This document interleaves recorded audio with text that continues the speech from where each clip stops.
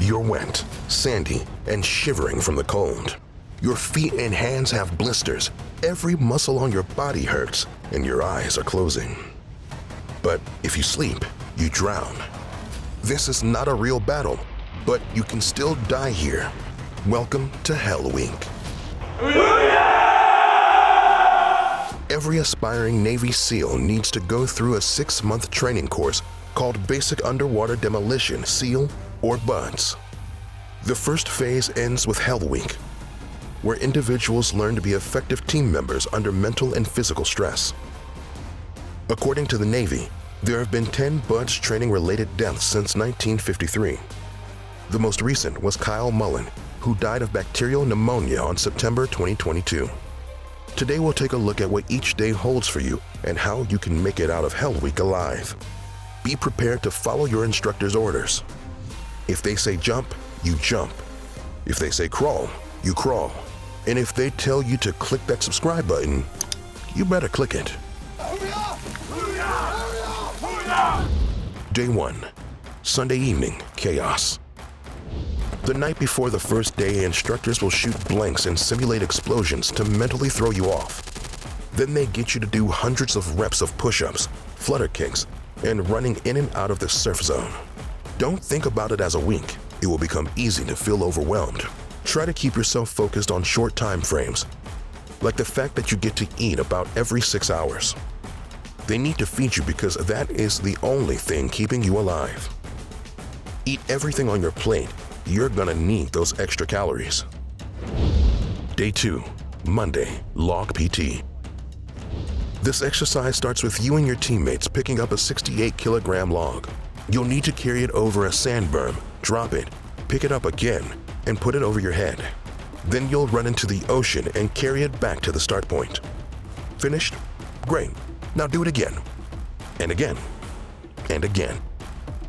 You don't know how long it is going to be, and this uncertainty will mess with your head. When your muscles are burning and the log starts feeling heavier, look at your teammates. If they can still do it, then you can too.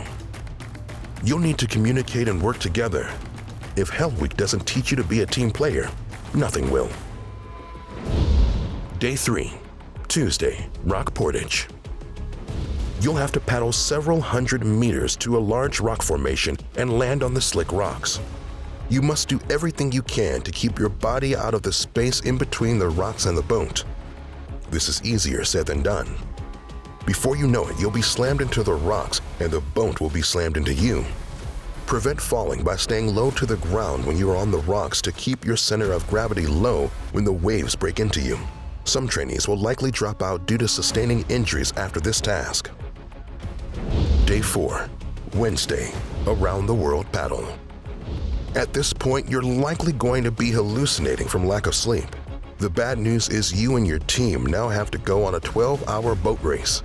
The good news is the winning team gets some extra sleep. So keep paddling and keep your teammates awake. If you fall, and you probably will, focus on holding on to your paddle and getting back to the boat as fast as possible. If you're the first team to finish, you'll get to sleep on the beach until the last team arrives. Cuddling with your teammates will be the best way to stay warm.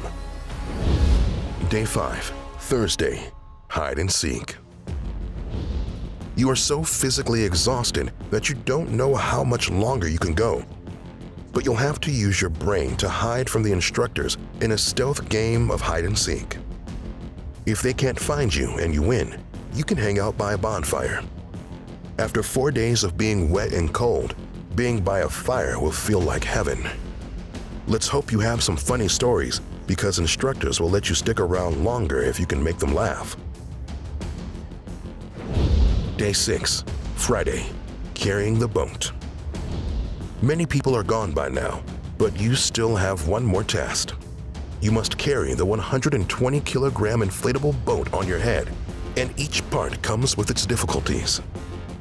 If you are in the middle, you will have constant pressure, but at the front or the back, you'll have constant bouncing on your head as you're running.